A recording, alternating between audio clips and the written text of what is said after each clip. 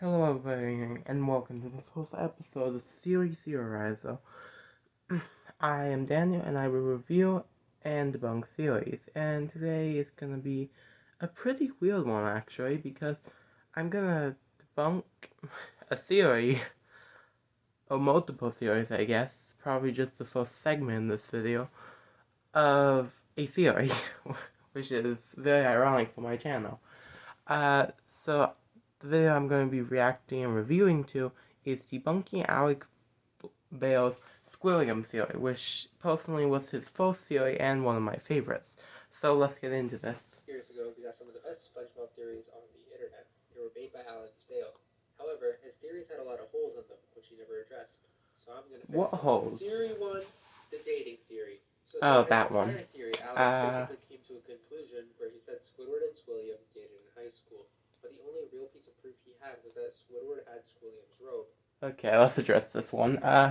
First plot point, the only proof he had, I mean, pretty much, but first off, that can just be an editing mistake, but I like to, when I'm gonna do these videos, kinda ignore mistakes in editing that the show flawed in.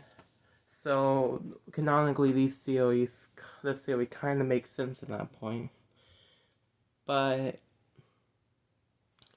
it's a robe, you can just buy it at the store, probably, so not that difficult. Which we could easily disregard because he could have stolen it out of Oh, anger. he could have in order done to that. prove that the both didn't date, we have to prove that either one of them is straight. That would imply that the other one couldn't really date the other person because No. they were straight. No. That's not how that works. If you date someone who's the same gender, it doesn't automatically make you gay or straight. And if you did it in high school, which is what the theory said, is that could have been experimenting. There's no proof. Plus, he can be bi. It does not matter here. And there is a Reddit thread about this whole theory. I mean, it's huge. Look at it. And this is where I assume he got his information from. That's right. All of it. Every single bit of it. I mean, how do we know that Squilliam and Squidward are even straight or not? Well, okay. There's an episode. That's good. This doesn't prove anything. This doesn't prove anything. And this could easily apply that Squidward is straight, right? No, he can be bi. Oh, he can't just stay at Squilliam in high school. Oh, no. Why? Because in high school, he dated Squilliam, potentially. So he could have switched his mind, he dated Squilliam, and then, obviously seeing how toxic Squilliam is, he was like, you know what, never again, and now he's moved on to girls. Fair point, but there's more proof, and it's in the exact same episode. But before that, we do need to compare Squilliam and Squidward's new dates, because they're actually kind of similar. They're both rather rude. They're both octopi. That's all there is. They both have like musical and artistic interests, and the biggest thing of all, they're both physically attractive. Squidward at the start fell in love with Squillia, his date, because she was physically attractive, and then he later more and more. That's physically attractive. Okay, dude, get your eyes checked. Same with Squilliam. Squidward kind of thinks he's physically attractive when he said, "Oh no, he's hot." Oh no, he's hot. Squidward is straight. Now, the exact same episode, as I mentioned, there's a moment, just a moment, after SpongeBob asks Squidward the last time he went on a date. Oh, the flashback scene. And we see this flashback. Look at it. It's Squidward on a date with a girl. I think that might just be daydreaming. Oh, they look so dead inside. Look at those eyes. Which means he's clearly enjoying this date, and he's with a girl. And so, it kind of looks old too. You could assume it's like prom or something, so high school. Which means there is realistically no chance that Squidward... That's assuming that Squidward didn't cheat or they had a short-term relationship. Even if I go with what he's saying. Does this guy not understand how relationships work at all? You can be in a relationship for a week. Or shorter sometimes. It's barely possible. Could have potentially dated Squilliam because he was dating this girl. Now there's a lot of speculations that Squilliam himself isn't straight. I mean, in the episode House Fancy, he keeps hitting on the host of the show in like I don't know if I say he's hitting on him. That's a bit much to go on. subtle ways which you could notice. So we can't really prove that Squilliam is straight, but Squidward's straight, which is good enough because we only needed to prove one of them is straight. The interaction. So in this video, Alex also mentioned that the interaction in Squilliam Returns is staged because all the people he was with are wealthy. But this Okay. theory was quickly bumped in the comments when people started mentioning the skin theory. You can't disprove a theory by using a theory.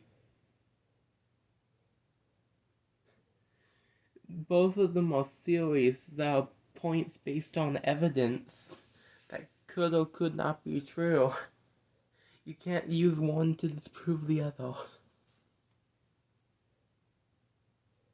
Okay then, man. The skin theory in itself is just crazy. It's like an hour-long theory, which basically just says that people in Bikini Bottom wear skins, and so these people could just be wearing skins, and they're like wealthy or not. Not the point though. Okay, I just want to go on my own scent here. The real reason they look the same is because we're using characters. And if we want to go into canonical way in the show, a lot of fish look the same. Look at Squidward and Squilliam. They are literally the exact same person besides the unibrow. And the clothes, that's it. So, it's just that fish tend to look the same. Wow. Basically, Alex doesn't have proof that this argument was staged anymore. Well, here comes the proof. So in the episode Band Geeks, not only is it the debut of Squilliam, but we also see that Squilliam somehow knows that Squidward is working as a cashier and therefore knows his place of work. I hear you're playing the cash register now. Now, at first, we could quickly and easily assume that Squidward and Squilliam have somewhat communicated in the past, apart from high school, because Okay. Squilliam know this. But then when Squidward picks up the phone and he's like surprised, it almost goes to show that they haven't talked in years. It goes to show that Squilliam might be a little bit of a stalker. Regardless, how does he have his phone number? Did they give it in high school? Because this is like a house phone, isn't it? I mean, it's a shell. I don't know how shells work. he does know that Squidward is a cashier, and he might even know his place of work. But in the episode Squilliam Returns, which comes after Band Geeks, Squilliam pretends to befriend a bunch of people he most likely paid, and goes to Squidward and pretends to not know his job. How does that debunk the theory? Though that's literally the whole that's like part of the theory. That basically just proves it. Though he clearly mentioned knowing his job in the previous episode. Why does he do this? Well, I believe that he does this to make Squidward lie and make a fool of himself. Exactly. The whole conversation happens in the Squilliam Returns interaction. If they go to Squidward's restaurant where Squilliam actually loves the food, but SpongeBob messes everything up. Yeah. So Squilliam is a person who actually ends up winning in that episode. Now there could be a pretty decent Okay. over here where in Band Geeks, Squidward actually told Squilliam that he owns a band, and by the end of the episode, he actually did have a band who happened to play really well. I mean, Squilliam literally fainted. Okay. I guess, but as he only owned the band because he gathered Bikini Bottom, and SpongeBob motivated them at the end. Well, yeah, seems pretty probable, but who owns a band and a restaurant? They seem like two pretty big, major careers. No one does both of them. And so, Squilliam, this could pretty much be debunked down. he's rich. He could have bought a band. It's called expanding your company. It's really not that complicated. William is kind of smart, and he's just using his stalkerish ways to trick Squidward into being an idiot. But yes, there is proof that that interaction was staged. Flaw 3, Okay. sister. Now, throughout his entire video, Alex not once mentioned who might be helping Squilliam. I mean, why would he need someone to help him? Why would that... I don't see where that lined up. he mentioned that Squilliam pays people, but there's got to be someone deeper. Someone... No. He can just pay random citizens. It doesn't have to be anybody specific. But let me guess, it's just Patrick of SpongeBob of... I don't know, Mr. Krabs? No, that he's his boss.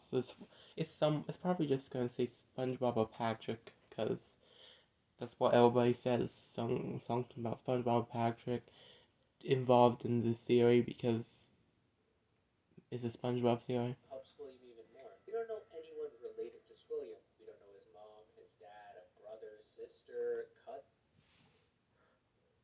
William to Squilford? He said Squilliam, okay. Yeah, I don't think we do. We do know Squirrel's like mom and grandma who look identical, but yeah, we don't know anybody's Squilliam's family unless they're related. I'm not making a theory on that. Than anyone. No one, as far as we know, is related to Squilliam. And I highly doubt one person can just run this whole thing no matter how rich they are. So Really? someone's got to be helping him, right? But what if I told you that Squilliam is responsible for the main pain in Squidward's life? That's right, SpongeBob and Patrick. So did I just say that SpongeBob and Patrick get paid by Squilliam to annoy the hell out of Squidward? SpongeBob has better moles than that because this is all coming from like season 3. And in season 6, he's too dumbed down to understand the concept being paid to annoy someone. Yes, I did. They do get paid. Well, So one of them. It's definitely gonna be Patrick then. Do you think Patrick was ever smart enough to get paid to annoy someone? I don't think so.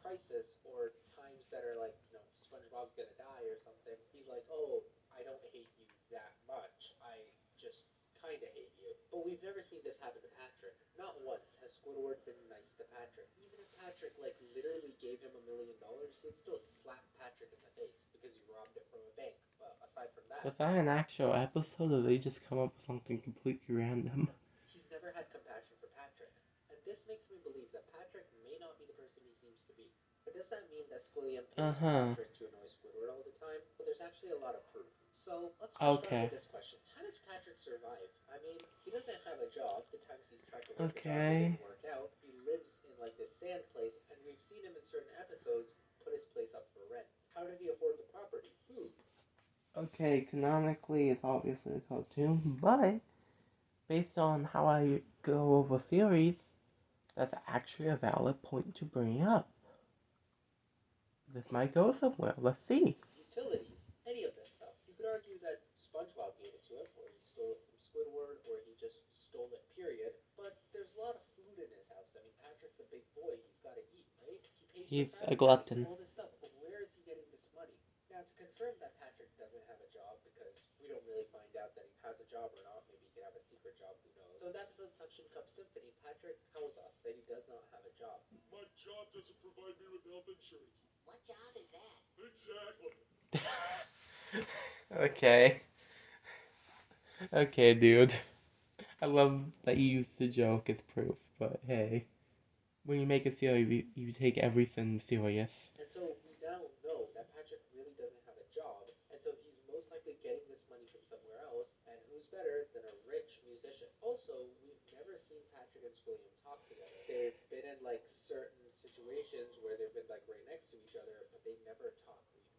I need to see these situations. Never seen them interact, and so they stay very hidden. How about this? Show me the situation. Patrick be smart. So could that imply that he's just being dumb for an act? If he's seriously smart, why is he dumb in front of SpongeBob? We all know SpongeBob's naive and stupid, so whatever Patrick does. No. He's not stupid, he's just naive. Unless it's season 6. SpongeBob's not and 7. realize on like a day-to-day basis. Well, Alex did a whole theory on Patrick being smart, so we'll get there when we get there. Okay, at least we're addressing the elephant in the room. Rise and shine. We see Patrick with no one else. There's no one else around him. He's gonna act completely on his own. As you can see, he's acting pretty stupid and brain dead right now. So does that mean Patrick is really stupid? There's no mastermind, or is he aware that he's being recorded as in the television theory? How would he be aware?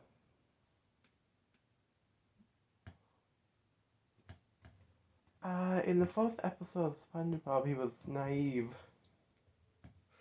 So how would he have ever found out in the first place that it was recorded if you didn't know in the first episode? Also, the charm so is trying to break in half right now for some reason.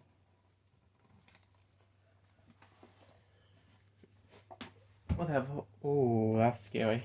Now, the television theory, if you don't know, is the second theory made by Alex, where Yes. he basically just states that people at Bikini Bottom are being recorded. And That's Patrick is something I actually firmly believe. Smarter than the average fish. And if Squilliam is also aware of this, He says, as playing a clip of Patrick putting his underwear on a pillow and coloring SpongeBob's face on it with a blue marker. Yeah, it really shows he's intelligent. Yes, he is. That's why they're never interacting on camera, because the scuba divers or Mr. Krabs are never able to get them on camera. Okay, he mentioned Mr. Krabs at least. Slowly interconnecting. They're not all the way there yet, because this might not be enough proof for someone. I mean, where are they interconnecting here? Alec Bay's series his series connect so well. This is just a jumbled mess. I've just basically stated some few facts which are nowhere near enough to prove that Squilliam and Patrick are working together. Yeah, they're not. I have a little bit of proof. 4 pieces of proof to be exact. So my first piece of proof is in the episode House Fancy. Okay. So in this episode, the plot is that Squilliam's house is really good and Squidward gets jealous, so he calls How does this prove anything? better. That's pretty much the entire episode. And for whatever reason... Oh wait, isn't this... Oh, this is the episode where the toenail thing happens. Oh god. Don't play it. When everything's falling apart, Patrick shows up, uses Squidward's bathroom, destroys it, and leaves. Who's Nick? Sorry, Squidward, I couldn't wait any longer. I gotta use your toilet. No questions. Thanks. I wouldn't go in there for a couple days. Or weeks. Please, somebody put me out of my misery. Okay. I think that's a throwaway gag, but sure, we'll use all the jokes as evidence. To another episode called Snowball Effect, where Patrick goes to Squidward's store and wants to use the bathroom. Squidward denies him, and then he suddenly doesn't have to use the bathroom. But the thing is, in Snowball Effect, Patrick was outside. He just swallowed like 1,000,000 snowballs, and so it made sense why he had to use the bathroom. Yeah. However, in House Fancy, that was his first and only debut of the episode, where he just shows up, uses the bathroom, and leaves. Now, considering the fact that at this point Squilliam was aware that the team was going over to Squidward's house. Okay. That's not really proof, but sure, let's go with that. Check out how good his house was. He most likely paid Patrick, said to Patrick, hey, go to Squidward's house and destroy the bathroom. Because as seen in the episode previously, the show really cares about the bathrooms. And so, Patrick took the job. He came in with the excuse of needing to use the bathroom, gave SpongeBob's brain back, which he borrowed for the weekend, and left, and never showed up again. Oh yeah, he gave his brain back. Wait, there's more. So in the episode Professor Squidward, Patrick and SpongeBob go to a music Okay, we're mentioning this. Squidward teaches at after he stole Squilliam's identity, claiming to be him. Now the reason that they're at this prestigious music college is because it was Patrick's New Year's resolution to learn an instrument. Sure, Patrick's New Year's resolution was to learn Okay. an instrument. Yep. We, for a second, believe that this plan was made by Squilliam, as stated by Alex in his video, then I believe that Patrick was paid by Squilliam to go to Squidward's class and cause havoc. And about SpongeBob, I don't believe you. You have no evidence on that. convincing him that it was his New Year's resolution to learn an instrument. The reason this happened is because Squilliam wanted to torture Squidward before he came and busted with the cops. He didn't want Squidward to have even a second of fun. But there's an argument to this one. You see, later, pretty much right after they state that it was Patrick's New Year's resolution, they also say that they swapped New Year's resolutions. You told me your resolution was to sign up for an all-natural slimming, toning, and increased muscle mass program. It was. I traded with SpongeBob. So, it was SpongeBob's New Year's resolution to begin with. But you have to remember, SpongeBob is very naive. You could tell him that the Earth is flat and he'll believe you. So I believe that Patrick was able to somehow trick SpongeBob, and him and SpongeBob showed up, and they had no way to... No. Here's a quick theory that makes complete sense. SpongeBob admires Squidward. He sees a place to clarinet. He wants to learn an instrument and impress Squidward. And we know that it makes sense that he would have a New Year's resolution to learn an instrument because later on he plays like the ukulele. Out of Squidward. And there's a little bit more proof because normally in an average episode, SpongeBob's the annoying one. Patrick's just kind of chilling there, saying like one-liners and just kind of going off when we don't need him. Not This really. episode, Patrick was actually doing more of the annoying He's than strong. SpongeBob. It goes to He's show strong. that he's trying to be more involved in annoying Squidward, and this might be because he was being paid.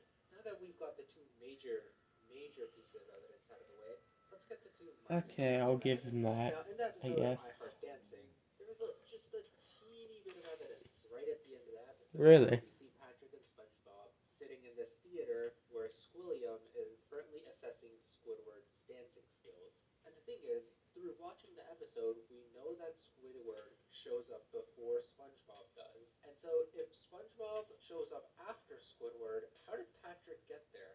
Think about it. Patrick never showed up in the entire episode. That's not true.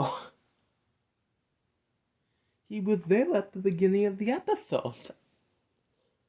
I remember every SpongeBob episode, he started dancing, he got like a butt cramp, and then rolled out of the house and never showed back up to the end. How did he just show up at this theater?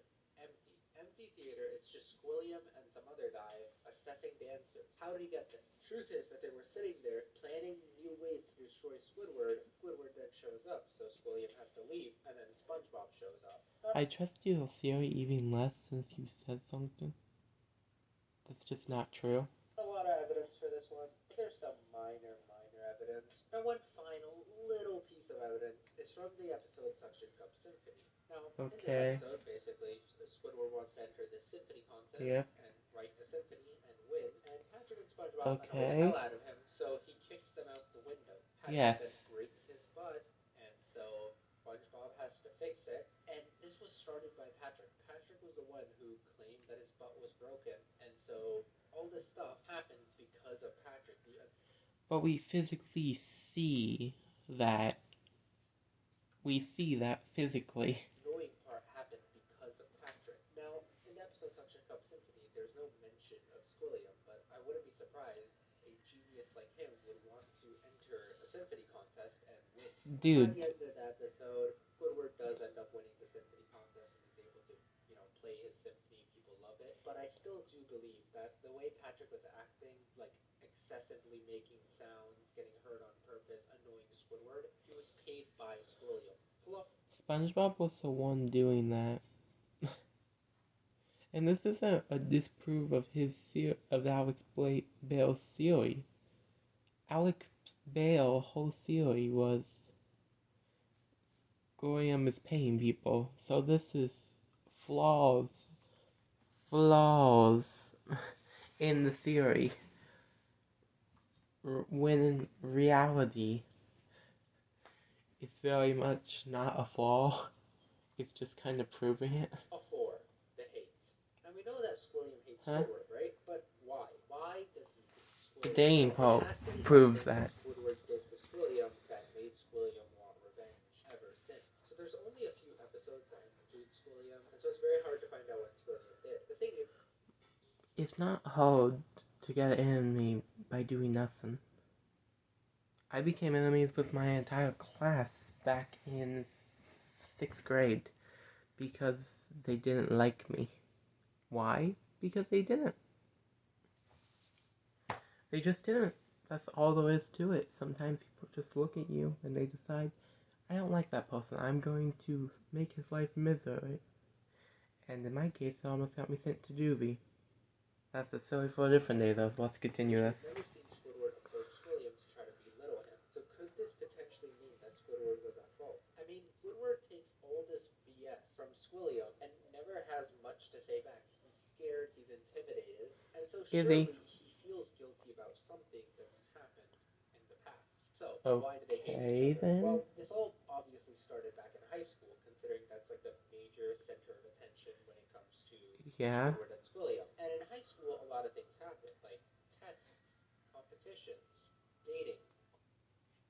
He stole Squilliam's girlfriend, or he did better in a competition. I don't know. All that stuff. actually Squidward got to go out with her, considering that whole like flashback. Well, that could be true, but once again, we can never really prove that Squilliam is Yeah. straight. What about tests?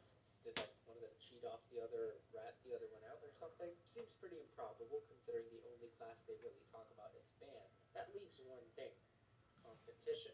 Was there potentially a competition that the both participated in, with Squilliam clearly being victorious and getting a whole musical career, whereas Squidward didn't win, and so he Wait. lives this mediocre life? Well, Wait, no. If Squilliam won the competition, he wouldn't have a hate so Squidward for that reason. once again, it could be argued no, because look at Squidward. He sucks at the clarinet. But there Yeah. is this interesting theory on the internet that before Squidward was really good at the clarinet and now he sucks. And the reason is that in some episode, SpongeBob borrowed the clarinet, broke it, and ever since then, Squidward has been playing a broken clarinet. So does this mean that they were both? I mean, we saw that in one episode, maybe two, from what I remember. But one of those is being used as a plunger by Patrick. Oh my gosh, it's connecting again. And the other one is the reed of it gets stuck in his throat. But at the end of that, the reed is broken in half, so I presume he would have just got a new one. Really good. Squilliam just happened to be better that particular day the competition happened. He got this crazy musical career, and Squidward now feels sad, and he almost feels like he's been taken over by Squilliam, because Squilliam constantly taunts him, being like, "Hey, look at me. I'm living out your musical dream, and you work as a cash." No, that wouldn't make sense. Squidward, based on this theory, Squidward would have won, more likely, and now Squilliam forever wants revenge. You wouldn't want revenge on someone you will beat in a competition. That wouldn't make sense. Year, as his exact words in Band Geeks, this is undeniable proof that there was some form of competition. Squilliam won. He got this amazing career. He's rich. Squidward lost. He feels super demotivated, but is trying to get back into it. And this is the reason they hate each other. Squilliam hates Squidward because of the competition back in the day, and Squidward hates Squilliam because of the fact Squidward lost to Squilliam. But that is going to do it for this theory. I mean, this theory is big. Unfortunately, it's Alex's smallest and, no offense, worst theory made. So it was his first year. And, yeah, there's less evidence, but I think he's saying it's the worst just because it's just potential fraud of lying by Squilliam. When his other series are like I don't know, 5 or something. The alien, the Goofy Goober alien death cult theory. It's a lot less insane, or the King Neptune theory, or the time-traveling ghost pirate theory. Be a roller coaster. Hey, you should subscribe, because I'm going to do more videos about Alex Bale. Okay, go subscribe to Spot. I guess I'll be reacting to more of his. I'm probably gonna go back and review the Alex Bale series.